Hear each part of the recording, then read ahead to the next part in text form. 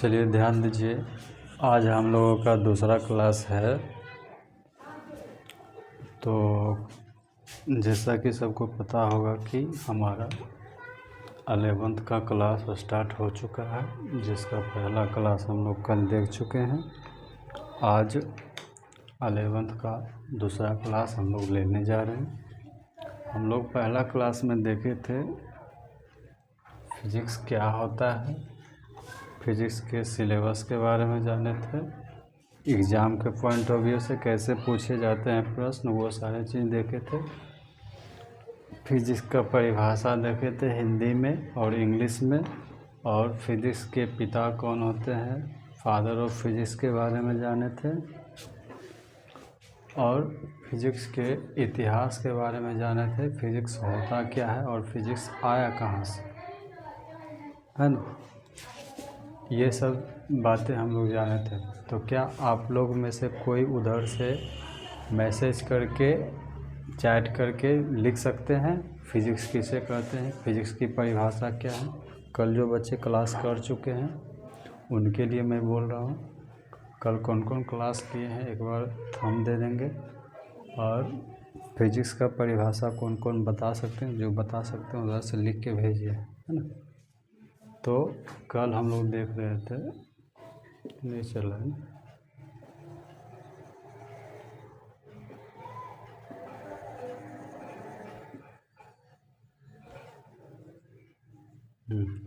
कल हम लोग देख रहे थे फिजिक्स भौतिकी। हमारा कल पहला क्लास था, आज हमारा दूसरा क्लास। कल हम लोग पहले क्लास में पढ़ लिए थे जो अभी हम बता चुके हैं। आज थोड़ा सा समझ लेते हैं आखिर भौतिकी होता क्या है, इसमें क्या चीज़ कैसे होता है। कल हम डेफिनेशन लिखे थे, भौतिकी विज्ञान की एक शाखा है जिसके अंतर्गत हम प्रकृति एवं प्रकृति से जुड़ी घटनाओं का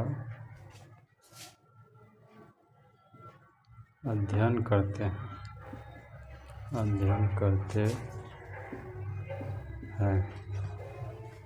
हम लिखे थे, और इंग्लिश में क्या लिखे थे, physics is a branch of science in which we study about nature and natural event। English में हम कल ये परिभाषा पढ़े थे, हिंदी में ये परिभाषा। आज हम लोग परिभाषा बताने नहीं आए, परिभाषा कल हम लोग लिख चुके थे, समझ चुके थे। हम समझने आए हैं कि फिजिक्स आखिर होता क्या है। देखिए, जब तक आप जिस भी विषय को पढ़ते हैं, जब तक आप उस विषय को समझेंगे नहीं, जानेंगे नहीं, उस विषय में इंटरेस्ट नहीं पैदा करेंगे, तब तक वो विषय आपको समझ नहीं आएगा, पढ़ने में मज़ा नहीं आएगा। इसीलिए मैं चाह रहा हूँ कि फिजिक्स में आपको इंटरेस्ट कैसे आए, उस प्रक्रिया में आपको ढालने की कोशिश करवा रहा हूँ। तो मैं ये समझाने का प्रयास करूँगा अभी कि भौतिकी आखिर होता क्या है, कैसे क्या होता है। तो परिभाषा में हमने कल लिखा था, भौतिकी विज्ञान की एक शाखा है जिसके अंतर्गत हम प्रकृति एवं प्रकृति से जुड़ी घटनाओं का अध्ययन करते हैं। और इंग्लिश में लिखे हैं, physics is a branch of science in which we study about nature and natural event. अब कहता है हमने लिखा है क्या, फिजिक्स विज्ञान की एक शाखा है जिसके अंतर्गत हम प्रकृति एवं प्रकृति से जुड़ी घटनाओं का अध्ययन करते हैं। क्लियर। इंग्लिश में लिखे हैं physics is a branch of science in which we study about nature and natural event. ये हम लोग लिखे हैं इंग्लिश में, है ना। तो हिंदी में कर रहा है परिभाषा, फिजिक्स भौतिकी विज्ञान की एक शाखा है जिसमें हम प्रकृति और प्रकृति से जुड़ी घटनाओं का अध्ययन करते हैं। किसका अध्ययन की बात कर रहा है ये, प्रकृति का बात कर रहा है। और उस प्रकृति में जो घटना हो रहा है, जो प्राकृतिक घटना हो रहा है, उसको क्या कहते हैं, उसको फिजिक्स कहते हैं, उसको फिजिक्स कहते हैं, उसको भौतिकी कहते हैं। समझिएगा बात को, हम समझाने का क्या प्रयास कर रहे हैं, है ना। फिजिक्स आपको कोई पूछ दे कि बोलो बढ़ामा में पढ़ते हो, बोलो 11वां में पढ़ते हो, तो बताओ कौन कौन सब्जेक्ट पढ़ते हो। आप कहेंगे फिजिक्स पढ़ते हैं, केमिस्ट्री पढ़ते हैं, बायोलॉजी पढ़ते हैं। अगर किसी ने आपसे पूछ दिया कि बताओ फिजिक्स का परिभाषा क्या होता है, तो आप क्या बताएंगे। अगर आपको कुछ भी याद ना रहे तो इतना ध्यान कर लीजिएगा, फिजिक्स का परिभाषा में फिजिक्स हम किसको कहते हैं, जिसमें हम प्रकृति और प्रकृति से जुड़ी घटना का अध्ययन करेंगे, उसको फिजिक्स कहेंगे। समझे। जिसमें हम प्रकृति और प्रकृति से जुड़ी घटना का अध्ययन करेंगे उसे फिजिक्स कहेंगे, भौतिकी कहेंगे। क्लियर हुआ। उसके बाद अब समझिए प्रकृति क्या। प्रकृति ये जो हमारा नेचर है ना, इंग्लिश में लिखा हुआ है क्या, इंग्लिश में क्या परिभाषा है, जिसमें हम नेचर एंड नेचुरल इवेंट का अध्ययन करते हैं। हिंदी में है नेचर, हिंदी में है प्रकृति और प्राकृतिक घटना, और इंग्लिश में है नेचर एंड नेचुरल इवेंट। इसी प्रकृति का अंग्रेजी होता है नेचर, और इसी प्राकृतिक घटना का अंग्रेजी होता है नेचुरल इवेंट। अब समझ गए बात को। तो प्रकृति क्या परिभाषा है, प्रकृति और प्राकृतिक घटना, प्रकृति और प्राकृतिक घटना को क्या कहते हैं, फिजिक्स कहते हैं, भौतिकी। अब प्रकृति क्या, प्रकृति ये जो पूरा वर्ल्ड दिख रहा है, आप इसमें आप जहाँ हैं, हम जहाँ हैं, है ना, ये पूरी पृथ्वी जहाँ है उसको क्या कहते हैं, प्रकृति कहते हैं।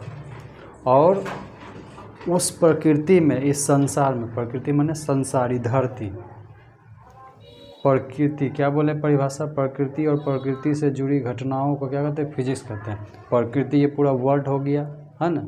और उसमें जो जो घटना हो रही है, जैसे बारिश पड़ रहा है, जैसे तूफान आ रहा है, जैसे सुनामी आ रहा है, जितने भी सारे प्राकृतिक घटना आ रहा है ना, जितने भी सारे प्राकृतिक घटनाएं हो रही हैं, वर्षा हो रही है, सब के सब क्या है, फिजिक्स है। आप पंखा घूमते देखते हैं, फिजिक्स है। आप मौत कुआं में गाड़ी घूमते देखते हैं, फिजिक्स है। आप ट्रेन पे चढ़ते समय, ट्रेन पे उतरते समय कैसे चढ़ना चाहिए, क्यों गिर जाता है व्यक्ति, फिजिक्स है। हवाई जहाज़ किसके सिद्धांत पे उड़ता है, फिजिक्स है। हवाई जहाज़ कैसे उड़ता है, फिजिक्स है। वो सब प्राकृतिक घटना है। हवाई जहाज़ कैसे उड़ता है, हवाई जहाज़ कहाँ उड़ता है, धरती के बाहर थोड़ी ना उड़ता है, धरती पे नहीं उड़ता है। तो धरती क्या है, हमारा प्रकृति है।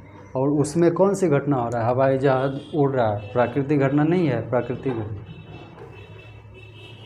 हवाई जहाज़ उड़ रहा है, पंखा घूम रहा है, बारिश आ रहा है, भूकंप आ रहा है, सुनामी आ रहा है, ये सब किसके कारण हो रहा है, फिजिक्स के कारण हो रहा है।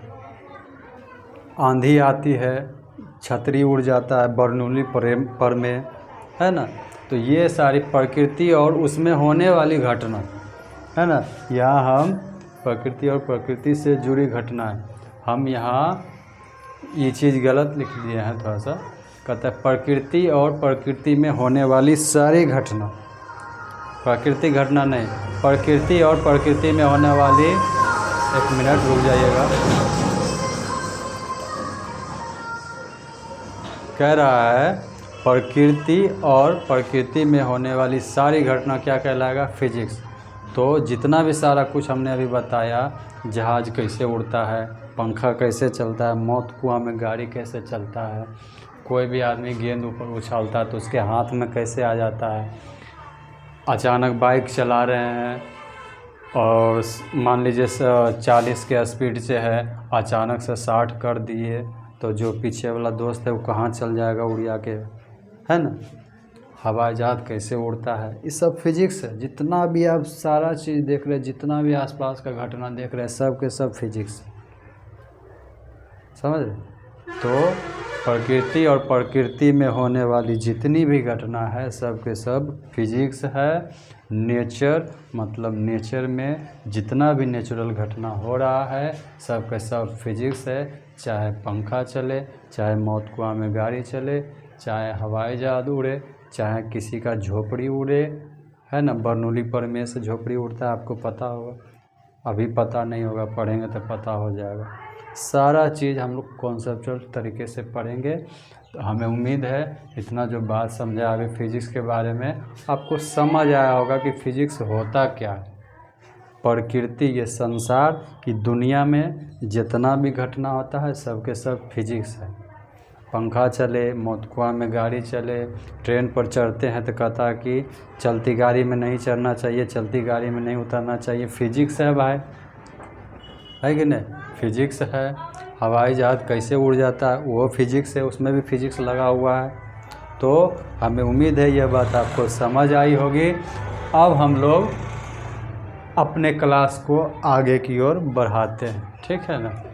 तो अब हम लोग अपने क्लास को आगे की ओर बढ़ाते हैं।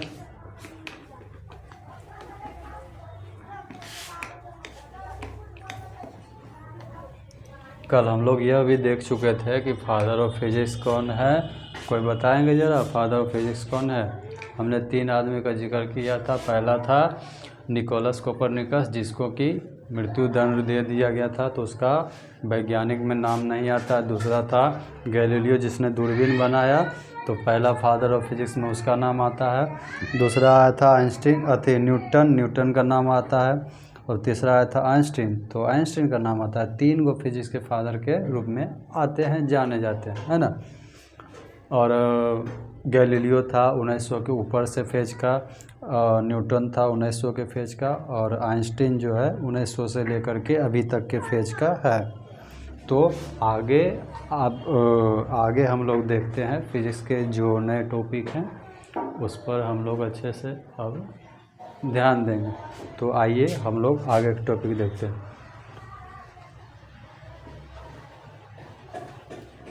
पाठ्यक्रम या सिलेबस। आगे हमारा टॉपिक क्या है, पाठ्यक्रम या सिलेबस। पाठ्यक्रम या सिलेबस। देखिए फिजिक्स में 3 ही बड़े, जैसा कि हम बताए हैं कि 10वां में आप तालाब में थे, तालाब से आप सीधा आए हैं समुद्र में, है ना, महासागर में आए हैं। तो 10वां का जितना भी किताब आप पढ़े हैं, सब को मिला दीजिएगा, उसका बराबर होगा ये वो फिजिक्स खाली 11वां का। आप इस बात से अंदाज़ा लगा सकते हैं कि 11वां का फिजिक्स कितना डीपली होगा, है ना। तो 3 भाग में पूरा फिजिक्स होता है 11वां का। फिर से हम लिख देते हैं 11th फिजिक्स है, 11th फिजिक्स। आज हमारा लेक्चर 2 है, आज हमारा लेक्चर 2 है। तो पहला होता है मैकेनिक्स होता है, जिसको कहते हैं यांत्रिकी, और दूसरा क्या होता है, हीट। दूसरा होता है हीट, जिसको कि क्या कहते हैं, ऊष्मा। हमको तो लिखने में नहीं बन रहा। जिसको कहते हैं उष्मा। उसके बाद होता है साउंड। साउंड उसको कहते हैं ध्वनि। ध्वनि ये होता है 50 नंबर का, 50 अंक का। ये होता है 10 अंक का और ये होता है 10 अंक का। तो 50, 10, 60, 10 कितना हो गया? 70 नंबर का। थ्योरी पार्ट है। कौन सा पार्ट है? थ्योरी पार्ट है ना। जैसा कि हम बताए थे आपको कि थ्योरी कितने नंबर का? 70 नंबर का। स्कूल में आपको या बोर्ड में पूछा जाएगा। और प्रैक्टिकल कितने नंबर का होता है? प्रैक्टिकल कितने नंबर का होता है? तो 30 नंबर का। टोटल मिला दिया जाए तो 100 नंबर। पूरा जो फिजिक्स है ये 3 भाग में बटा होता है। पहला का नाम है मैकेनिक्स। पहला का नाम है मैकेनिक्स, जिसको हिंदी में कहते हैं यांत्रिकी, और वह कितना नंबर का होता है? 50 नंबर का। दूसरा का नाम हीट है, उसको हिंदी में कहते हैं ऊष्मा, जो कि 10 अंक का। तीसरा का नाम है साउंड, जो कि जिसका हिंदी होता है ध्वनि, और वह 10 अंक का।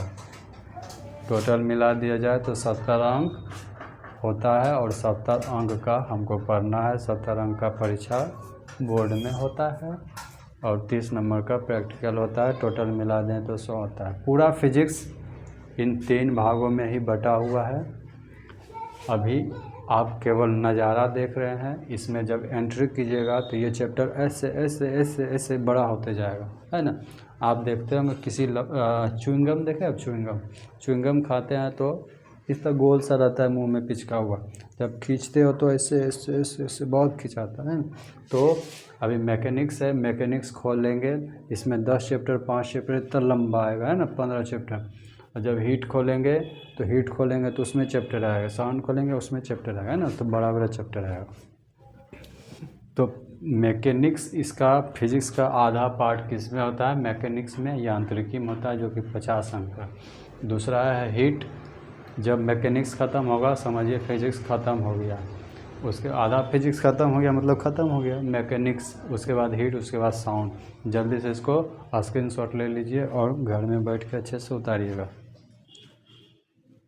उम्मीद है स्क्रीनशॉट ले लिए होंगे या तो हाँ, चलिए स्क्रीनशॉट ले लीजिए। हम इसको मिटाएंगे, मिटा रहे हैं, ठीक।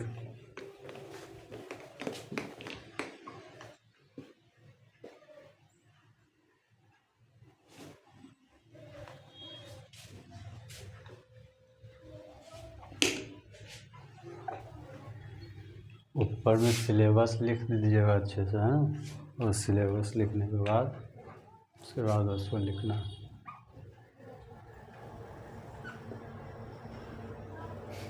इलेवेंथ फिजिक्स चल रहा है। अब हम लोग मैकेनिक्स में कितने चैप्टर होते हैं हम लोग देखे थे। 3 भाग होता है। पहला मैकेनिक्स, दूसरा होता है क्या? हीट, और तीसरा साउंड, है ना। तो हम लोग अब मैकेनिक्स खोलेंगे। मैकेनिक्स में देखेंगे कितने चैप्टर आते हैं ना। च्युइंगम निकालेंगे मुंह से, उसको खींचेंगे, है ना। तो चलिए मैकेनिक्स को देखते हैं कितने चैप्टर इसमें आते हैं।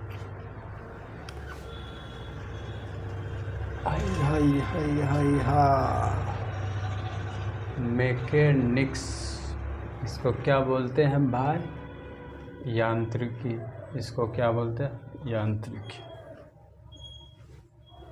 इसको बोलते हैं यांत्रिकी। अच्छा से सब लोग मोटी कॉपी लेंगे और मोटी कॉपी में सब लोग लिखेंगे, ठीक है। मोटा सा कॉपी लेना है और मोटा सा कॉपी में लिखना। यांत्रिकी का सिलेबस हम लोग जल्दी से लिखते हैं। पहला हम लोग इसमें पढ़ेंगे बेसिक। पहला क्या पढ़ेंगे? बेसिक।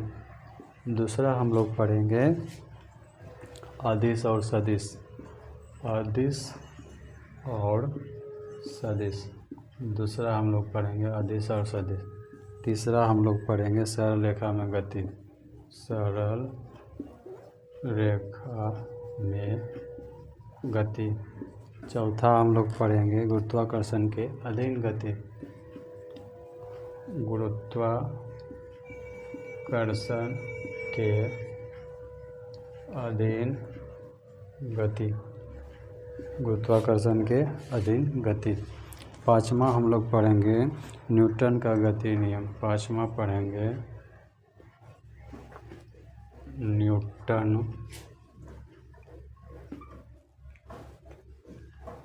न्यूटन का गति नियम। पाँचवा पढ़ेंगे न्यूटन का गति नियम। छठा पढ़ेंगे हम लोग प्रक्षेप गति। छठा पढ़ेंगे प्रक्षेप गति। सातवां पढ़ेंगे वृत्तीय गति। सातवां पढ़ेंगे वृत्तीय गति।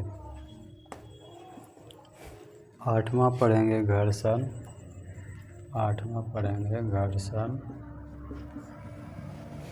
नौवां पढ़ेंगे कार्य, ऊर्जा और शक्ति। कार्य, ऊर्जा और शक्ति।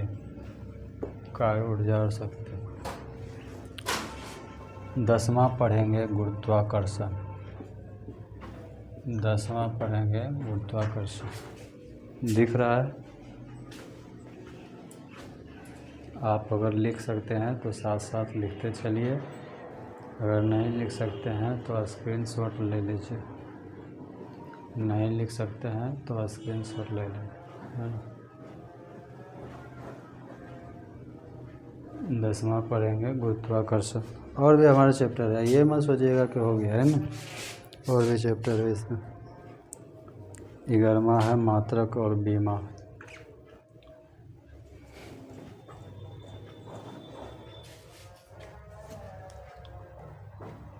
11वां है मात्रक और बीमा। 11वां है मात्रक और बीमा। 12वां है पृष्ठ तनाव। 13वां है तरल का प्रवाह।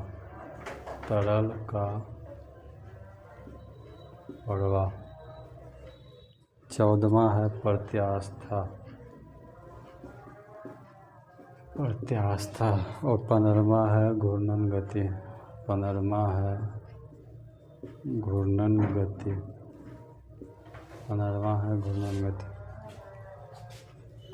चलिए, दिख रहा है सबको अच्छे से? मैं कैमरा चेक कर लूँ एक बार।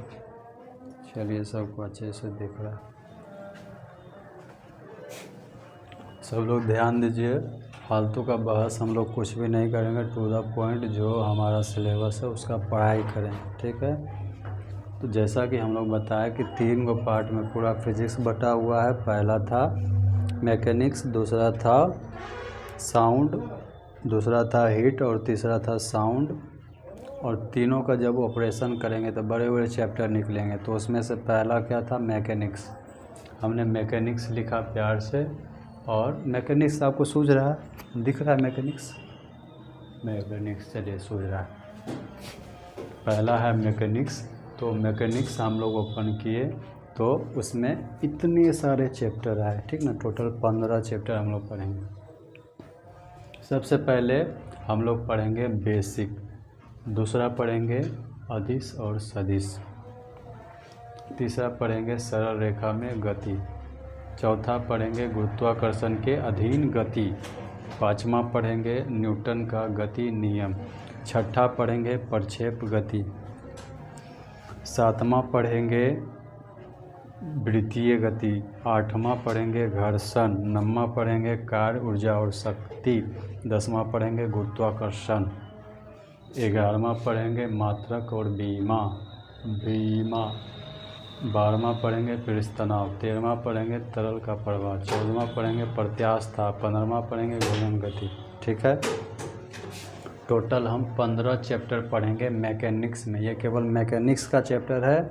मैकेनिक्स हमारा शुरू होगा और उसमें से पहला क्या होगा? बेसिक। जल्दी से इसको स्क्रीनशॉट ले लीजिए ताकि अच्छे से लिख पाएँ, है ना? स्क्रीनशॉट ले लिए? स्क्रीनशॉट ले लीजिए। सबको दिखाई दे रहा होगा अच्छे से। हमने बहुत अच्छे से लिखा है, बहुत अच्छे राइटिंग बैठा के लिखा। चलिए, ठीक। स्क्रीनशॉट ले लीजिए जल्दी से। हम इसको मिटाएंगे, क्लीन करेंगे। ले लिए? चलिए, ठीक। इसको मिटा देते हैं। ठीक, इसको हम मिटा देते हैं, इसको हम मिटा देते हैं, इसको हम मिटा देते हैं, इसको मिटा देते हैं जल्दी से, इसको हम जल्दी से मिटा देते हैं।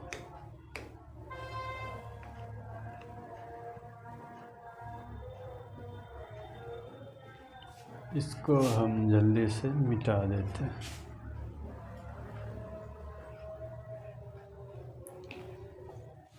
चलिए, इसको हम क्या किए, जल्दी से मिटा दिए। ठीक है, इसको हम जल्दी से मिटा दिए। किसी को और कुछ प्रॉब्लम? 1 मिनट रुक जाइएगा, कुछ बल्ब वगैरह सही से नहीं जल रहा है, उसको हम थोड़ा सा देख लें, है ना।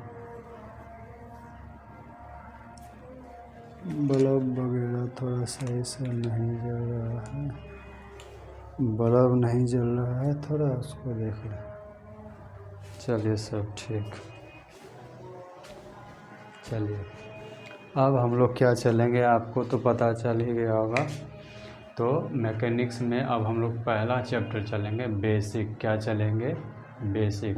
सब लोग अपना कॉपी में अब बेसिक हेडिंग देंगे। क्या देंगे हेडिंग? बेसिक।